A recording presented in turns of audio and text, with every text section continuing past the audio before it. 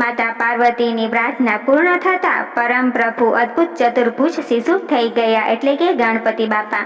4 ભુજા નાકને સ્થાને સૂંઢ શોભતી હતી. ભાલ ઉપર ચંદ્ર અને હૃદય ઉપર ચિંતામણી દીપી રહ્યા છે એવા શ્રી વિઘ્નનાશક ગણેશ દિવ્ય વસ્ત્ર ધારણ કરીને નવદીત શિશુની જેમ માતા સમક્ષ ઉપસ્થિત થયા.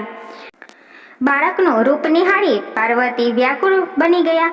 ઉપર ખાબડ મસ્તક, ઝીણી ઝીણી આંખો, હાથીના સૂંઢ જેવું નાક, સુપરા જેવા કાન, નાનકડા હાથ પગ અને વિશાળ પેટ જોઈ માતા પાર્વતી તો અધીરા થઈ ગયા. આવું કદરૂપ બાળક તો મેં ક્યારેય જોયું નથી. દેવીના આંખમાં તો આંસુ વહી રહ્યા હતા. શિવજીએ કહ્યું, દેવી, બાહ્ય રૂપથી વ્યક્તિનું સર્વથા સત્ય અનુમાન કરવું મુશ્કેલ છે. આ શિશુ અસાધારણ છે. એક વખત નારદજીએ શ્રી કૃષ્ણ ભગવાનને પૂછ્યું, પ્રભુ, આજે તમે કેમ ઉદાસ દેખાવ છો? શ્રી કૃષ્ણ કહે, આકાશ પાતાળ એક કરીને હું સ્વમસ્તક મણી લઈ આવેલો.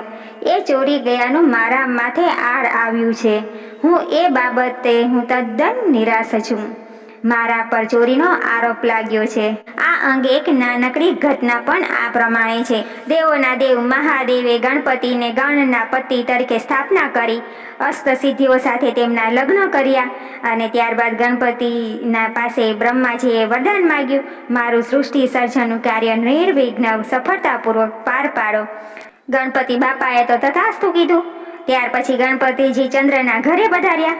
ચંદ્રએ આવા મહાન મોંઘેરા મહેમાનનું માન સન્માન કે આતિથ્ય સત્કાર કરવાને બદલે તેમનું મોં, મસ્તક, કાન, ગોળમટોળ પેટ તથા લથબથ શરીર જોઈને મસ્કરી કરી.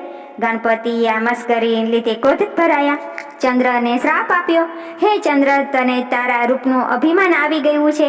આજના દિવસે તારું મોઢું કોઈ જોશે નહીં, અને જો કોઈ ભૂલ ચૂકે જોશે તો તને માથે કલંક આવશે.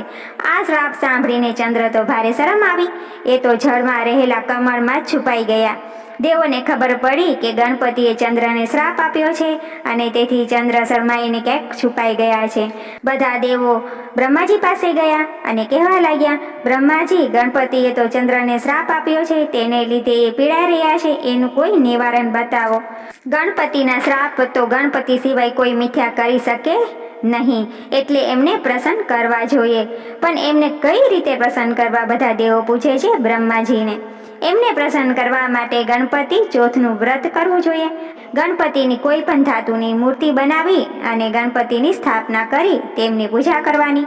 નૈવેદ્યમાં લાડુ કરી એમને ધરાવવા. આ દિવસે બ્રાહ્મણોને જમાડવા અને દાન પણ કરવું. આમ કરવાથી ગણપતિ બાપા જરૂરથી પ્રસન્ન થશે. આ સંદેશો ચંદ્ર પહોંચાડવામાં આવ્યો.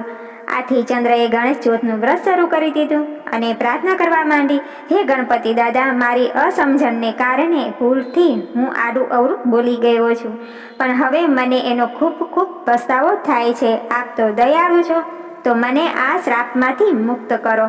ગણપતિએ ચંદ્રની પ્રાર્થના સાંભળી અને પછી કહે, હે ચંદ્ર, આખરે તને તારી ભૂલ સમજાઈ, એ માટે હું રાજી થયો છું અને મારા શ્રાપમાંથી સંપૂર્ણ મુક્તિ તો નહીં જ મળે, પણ જરાક હું હળવો બનાવી દઉં છું શ્રાપને.